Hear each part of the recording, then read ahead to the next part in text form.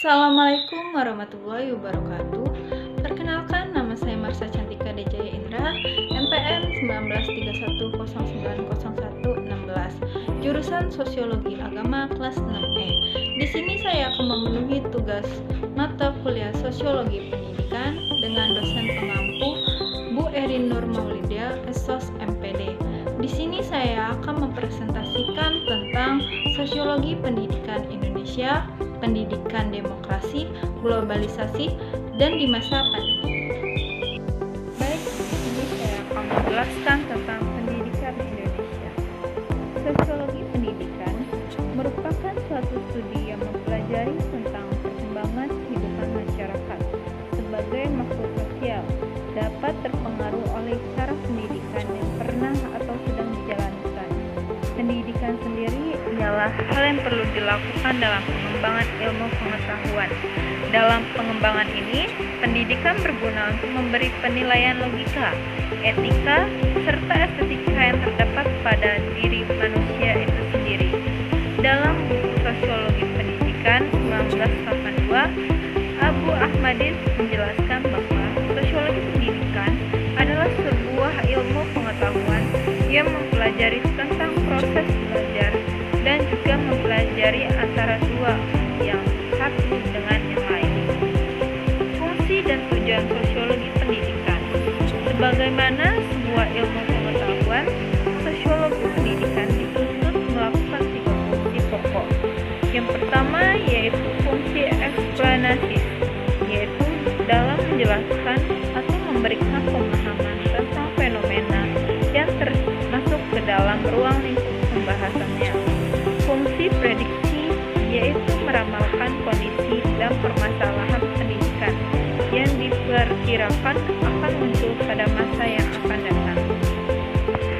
Yang ketiga, fungsi utilimasasi, yaitu menangani permasalahan-permasalahan yang dialami dalam kehidupan masyarakat, seperti masyarakat lapangan kerja dan pengangguran, konflik sosial, kerusakan lingkungan, dan lain-lain yang memerlukan dukungan pendidikan dan masalah penyelenggaraan pendidikannya sendiri.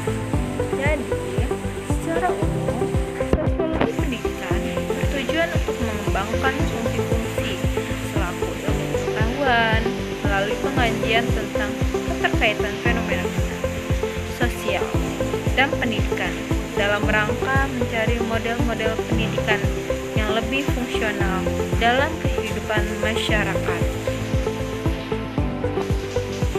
Adapun pengantar sosiologi pendidikan tahun 2011, menurut Zainuddin Malik menyebut bahwa sosiologi bertujuan untuk menganalisis proses sosialisasi, menganalisis kedudukan pendidikan dalam masyarakat, menganalisis interaksi sosial di sekolah dan antara sekolah dengan masyarakat, membantu memecahkan masalah-masalah sosial pendidikan, menganalisis tujuan pendidikan secara objektif, serta mempelajari kelakuan sosial, serta prinsip-prinsip untuk mengontrolnya.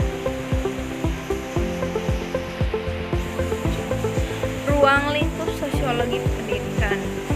Sosiologi dibagi menjadi 3. Sosiologi untuk guru. Yang pertama, sifat manusia dan tata sosial. Impak kelompok-kelompok sosial terhadap individu. Yang ketiga adalah struktur sosial. Yang kedua ada sosiologi sekolah. Yang pertama, sekolah dengan masyarakat. Yang kedua, sosiologi pendidikan dan aspek-aspek historisnya. Yang ketiga, sekolah dan tatanan sosial. Yang ketiga, sosiologi mengajar. Yang pertama yaitu interaksi sosiologis terhadap kehidupan sekolah. Kedua, hubungan guru dan murid. Yang ketiga, masalah-masalah organisasi sekolah. Ciri-ciri sosiologi pendidikan. Yang pertama yaitu empiris. Sebagai ilmu, sebab empiris bersumber dan diciptakan dari kenyataan yang terjadi di tengah-tengah masyarakat. Yang kedua, teoritis. Peningkatan penciptaan yang menjadi salah satu budaya yang bisa disimpan dalam waktu lama dan dapat diwariskan kepada generasi muda. Yang ketiga, kumulatif, sebagai akibat dari penciptaan terus-menerus sebagai konsekuensi dari terjadinya perubahan di masyarakat. Adapun yang keempat, non-etis, tentang apa adanya masyarakat beserta individu-individu di dalamnya, tidak menilai apakah hak baik atau buruk. Demokrasi pendidikan di Indonesia. Pengakuan terhadap hak asasi setiap individu anak bangsa untuk menuntut pendidikan pada dasarnya telah mendapatkan pengakuan secara legal sebagaimana yang diamatkan oleh Undang-Undang Dasar 1945 Pasal 31 yang berbunyi bahwa setiap warga negara berhak mendapatkan pendidikan. Oleh karena itu, seluruh komponen bangsa yang mencakupi orang tua, masyarakat, dan pemerintah memiliki kewajiban dalam bertanggung jawab untuk mencerdaskan kehidupan bangsa melalui pendidikan. Mengenai tanggung jawab pemerintah secara tegas telah dicantumkan di dalam Undang-Undang 1945 Pasal 31 Ayat 3 yang menyatakan bahwa pemerintah mengusahakan dan menyelenggarakan suatu sistem pendidikan nasional yang meningkatkan keimanan dan ketakwaan serta akhlak mulia dalam rangka mencerdaskan kehidupan bangsa yang diatur dengan undang-undang. Demokrasi sebagai usaha penyelesaian permasalahan pendidikan di Indonesia. Yang pertama yaitu rendahnya partisipasi masyarakat. Misalnya masih rendahnya pemikiran masyarakat tentang pendidikan. Ada kalanya dalam hal kegiatan sekolah. Kadangkala orang tua kurang mendukung dalam kegiatan sekolah tersebut. Yang kedua yaitu rendahnya inisiatif kebijakan yang kurang demokratis. Pemerintah hanya mempertimbangkan potensi pendidikan secara nasional, padahal setiap daerah potensi dalam hal pendidikan berbeda-beda. Masalah ini menimbulkan kurang demokratis kebijakan pemerintah. Yang ketiga yaitu tantangan kehidupan global. Pendidikan juga mengalami perkembangan secara global. Buktinya pemerintah kita menyempurnakan kurikulum yang dulunya hanya menyangkut kognitif saja, sekarang terdiri dari aspek kognitif, psikomotor, dan afektif. Globalisasi pendidikan. Peranan pendidikan dalam kehidupan kenegaraan akan banyak memberikan dimensi pembangunan karakter bangsa.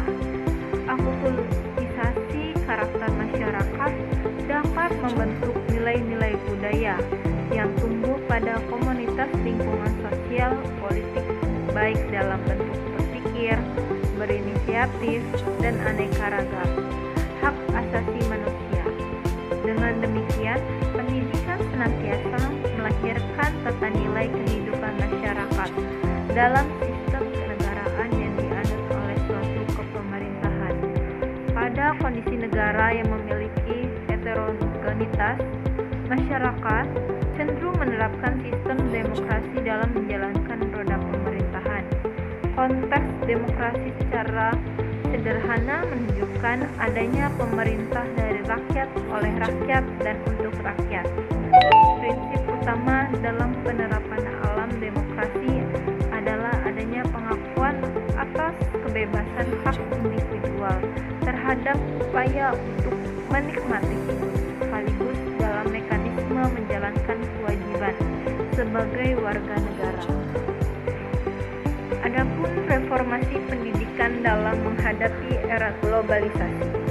Yang pertama adalah perubahan pola pikir masyarakat akibat demokratisasi yang terus berpenetrasi pada seluruh aspek kehidupan, sehingga sekolah harus mampu memberikan layanan kepada masyarakat.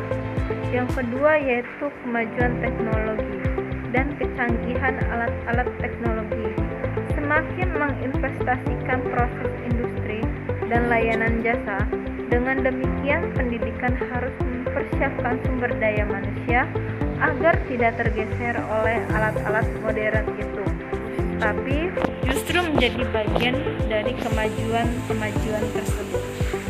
Pemahaman doktrin keagamaan yang terbuka dan inklusif. Agama tidak menjadi penghalang kemajuan, tapi justru mendorong perubahan-perubahan untuk kebaikan. Yang keempat yaitu peran wanita semakin kuat.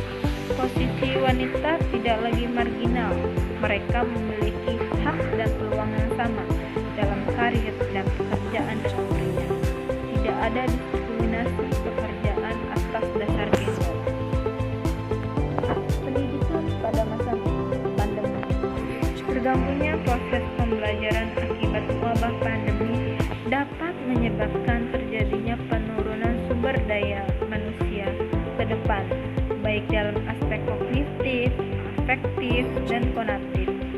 Untuk itu diperlukan upaya dari berbagai pihak, terutama pemerintah, agar proses pembelajaran dapat berjalan efektif, sekaligus di tengah pandemi COVID-19. Proses kegiatan belajar mengajar harus tetap berjalan dan peserta didik jangan kehilangan haknya dalam belajar. Sekolah sebagai lembaga penyelenggara pendidikan harus cepat tanggap terhadap fenomena wabah COVID-19 dengan senantiasa berupaya agar proses pembelajaran dapat terlaksana secara efektif. Sekolah secara keseluruhan adalah media interaksi antar siswa dan guru untuk meningkatkan kemampuan inteligensi, skill, dan rasa kasih sayang di antara mereka. Pemerintah memfasilitasi pembelajaran daring saat ini dengan menyediakan media teknologi yang dapat mendukung pembelajaran secara online, misalnya aplikasi Zoom, Google Meet, YouTube, dan aplikasi lainnya yang dapat menunjang pembelajaran saat ini. Pembelajaran secara daring membuat tenaga pendidik memiliki inovasi dan kreativitas dalam melaksanakan pembelajaran. Pro dan kontra mengenai sistem pembelajaran daring ini, ada beberapa orang tua yang tidak setuju dengan adanya pembelajaran melalui media sosial karena dianggap tidak efektif. Dan ada juga orang tua yang setuju dengan adanya sistem pembelajaran daring karena untuk menghindari kontak langsung dengan orang lain. Salah satu permasalahan mendasar pendidikan Indonesia adalah rendahnya mutu pendidikan pada setiap jenjang dan satuan pendidikan dasar dan menengah. Faktor utama yang menyebabkan mutu pendidikan tidak mengalami peningkatan yang merata, yaitu kebijakan penyelenggaraan pendidikan nasional menggunakan pendekatan input-output analisis yang tidak dilaksanakan secara sistematis. Pendekatan ini menganggap bahwa apabila input pendidikan seperti pelatihan guru, pengadaan buku, dan alat pembelajaran, serta perbaikan sarana serta prasarana pendidikan dipenuhi, maka mutu pendidikan secara otomatis akan terjadi. Penyelenggaraan pendidikan nasional dilakukan secara birokratik, sentralistik, sehingga menempatkan sekolah sebagai penyelenggara pendidikan sangat tergantung pada keputusan birokratis yang mempunyai jalur yang sangat panjang, dan kadang-kadang kebijakan yang dikeluarkan tidak sesuai dengan kondisi sekolah setempat. Partisipasi masyarakat lebih banyak bersifat dukungan, input, bukan pada proses pendidikan. Kesimpulan dari pengertian tentang sosiologi pendidikan tersebut di atas, dapat saya simpulkan bahwa sosiologi pendidikan suatu ilmu yang mengkaji masalah-masalah fundamental pendidikan dari perspektif sosiologis atau dengan menggunakan pendekatan sosiologis, serta dari beberapa definisi tentang sosiologi tersebut. Terdapat dua hal yang penting dalam memahami sosiologi. Pertama, masyarakat sebagai keseluruhan, dan kedua, masyarakat sebagai jaringan antar hubungan sosial. Tugas sosiologi adalah untuk menyelami, menganalisa, dan memahami jaringan-jaringan antar hubungan itu. Sedangkan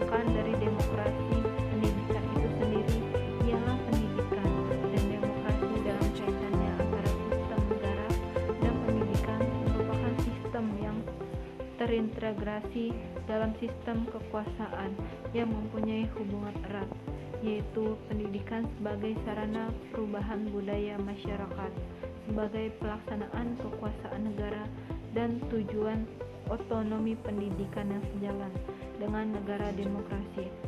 Demokrasi pendidikan merupakan pandangan hidup yang mengutarakan persamaan, hak dan kewajiban, serta perlakuan yang sama di dalam berlangsungnya proses pendidikan antara pendidik dan anak didik, serta juga dengan pengelolaan pendidikan tanpa memandang suku, kebangsaan, agama, maupun ras. Juga tidak membedakan antara si kaya dan si miskin, karena setiap warga negara berhak mendapatkan pendidikan.